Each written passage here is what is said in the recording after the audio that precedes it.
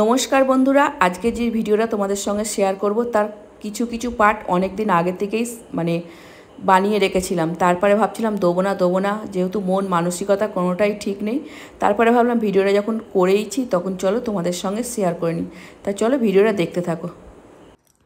Good morning, কেমন আছো তোমরা সকলে? আশা করছি অনেক ভালো আছো, সুস্থ আছো। আর একটা নতুন দিন, নতুন সকাল, সকলকে অনেক শুভেচ্ছা জানিয়ে ভিডিওটা স্টার্ট করলাম। সবে স্নান করে উঠলাম আর ভাবলাম চলো একটুখানি ক্যামেরাটা অন করি। এই যে সমস্ত কাজ কমপ্লিট হয়ে গেছে, রান্নাবাড়ি হয়ে গেছে, শুধু বিছনাটা তুলবো। বিছনা ঝাড়া হয়ে গেছে কিন্তু গুছানো মোটামুটি হয়নি, বিছনাটা গুছানো হয়নি, বালিশগুলো অন্য বাকি সব গুছিয়ে নিয়েছি। আর কালকে দুখানা অনলাইনে জিনিস এসেছিলো, এগুলো পরে আছে, এগুলো পছন্দ হয়নি। বুবুনের একটা রেনকোট আর আমার একটা ড্রেস, ওইগুলো রিটার্ন যাবে। চলো, বুবুন ওদিকে রেডি হয়ে গেছে,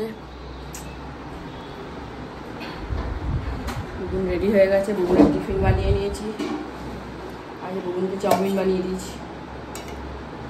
ওদিকে রান্না হচ্ছে, বুবুনকে আজ একটু কষা কষা মাংস আর ভাত খাইয়ে পাঠিয়ে দেবো। আর এদিকে কাঁকড়েল ভাজা, কাঁকড়েল আর আলু ভাজা হচ্ছে। বাবুন আজ 6টায় বেরিয়েছে, ওই জন্যে তাড়াতাড়ি উঠে পড়েছে।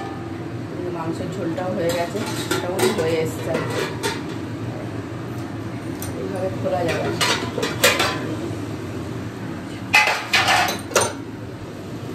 মাংসের ঝোলটাও হয়ে গেছে।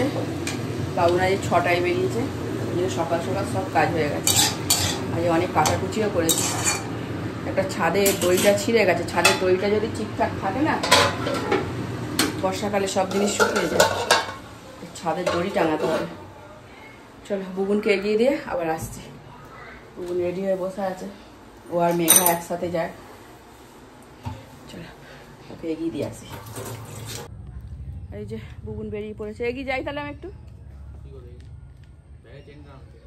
ব্যাগের চেন খোলা, টেনে দে, তুই টেনে দে না।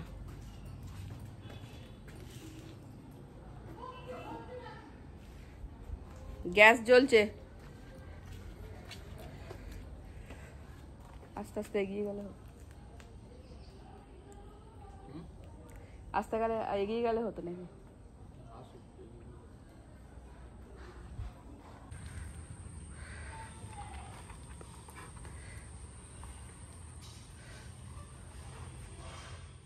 তোমাদের তো শুরুতেই বললাম অনেক দিনের কিছু কিছু জমানো ভিডিও আজকে সবটা মিলিয়ে একটা ভিডিও বানিয়ে তোমাদের সঙ্গে শেয়ার করে দিলাম।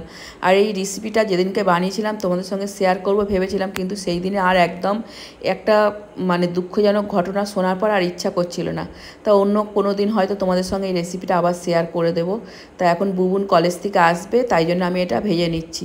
এটা হচ্ছে চিকেনকে আমি ম্যারিনেট করে সব কিছু দিয়ে একটা ওই চিকেন ফিঙ্গারের মতন করেছিলাম। সকলে ফিশ ফিঙ্গার করে, আমি একটু চিকেনের রেসিপিটাই বেশি করি, কেননা আমি আগেও বলেছি সবসময় তো ভেটকি মাছ অরিজিনাল পাওয়া যায় না, আর পেলেও অনেকটা দূর দূরান্ত থেকে আনতে হয়। তা যাই হোক, সেই জন্য চিকেন দিয়েই সব কিছু আইটেম বানাই। আর বুবুন কলেজ থেকে ফেরার সময় হয়ে গেছে, তাই জন্য একটু ভাবলাম চলো আগ থাকতে একটু আগে আগে ভেজে নিই। ও আবার খুব গরম গরম খাবার দিলে রেগে যায়, ও কেন বাবনও। তাই এটা ভেজে নিয়ে আমি একটু যাব হচ্ছে আমতলায়। 15ই আগস্ট থেকে যে অফার চলছিল, একটা অফার চলছিল খোসলাতে। আমার দাদা একটা কুচিনা নেবে আর একটা গিজার নেবে। সেই দাদা বলেছিল যে বোন তুমি একটু গিয়ে দেখো। তা 15ই আগস্টের দিন রাত্রিবেলা এটা আমি গিয়েছিলাম আমতলায় খোসলায়। ওখানে আমার অনেকটা সময় লেগে গেছিলো, এত ভিড়, যেহেতু স্পেশাল অফার চলছিল। তারপরে অনেক কথাবার্তা বলে দেখে শুনে তারপরে একটা কুচিনা নিলাম আর একটা গিজার নিলাম দাদার জন্য। বিল টিল করে আমি চলে এসেছি, আর ওটা দাদার বাড়ি চলে যাবে। আর চলো তোমাদের আর কিছু কথা বলে ব্লগটা আজকের মতো শেষ করব।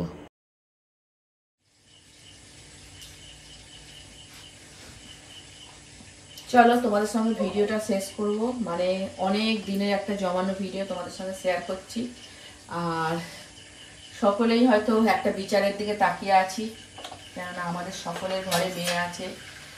আর কিছু সেইভাবে বলার ইচ্ছাও নেই। কালকে হচ্ছে জন্মাষ্টমী, আর আমার দিদির বাড়ি পুজো, প্রথম বছর পুজো করবে দিদি।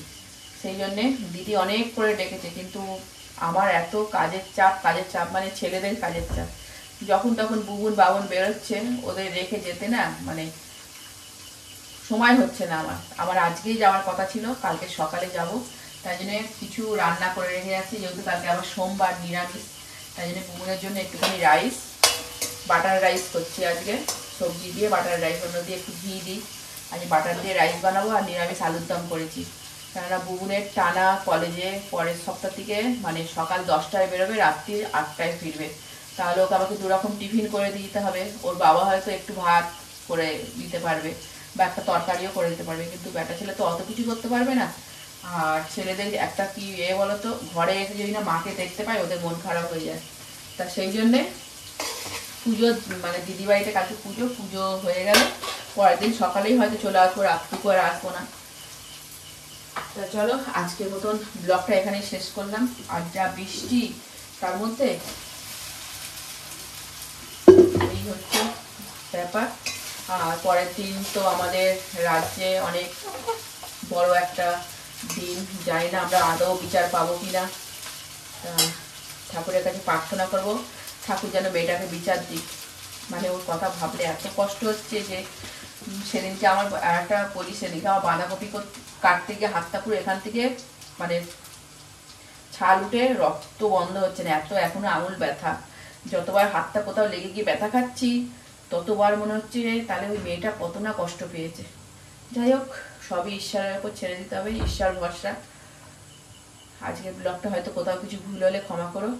আর এখন ব্লগে সেরকম ভিউও নেই, যেহেতু অনেকদিন করা ছিল। ভিডিও করার পর না সেই ভিডিওকে ডিলিট করে দিতে খুব কষ্ট হয় মন থেকে। তো চলো আবার অন্য কোনো দিন অন্য কোনো ব্লগে তোমাদের সঙ্গে দেখা হবে। Tata, good night.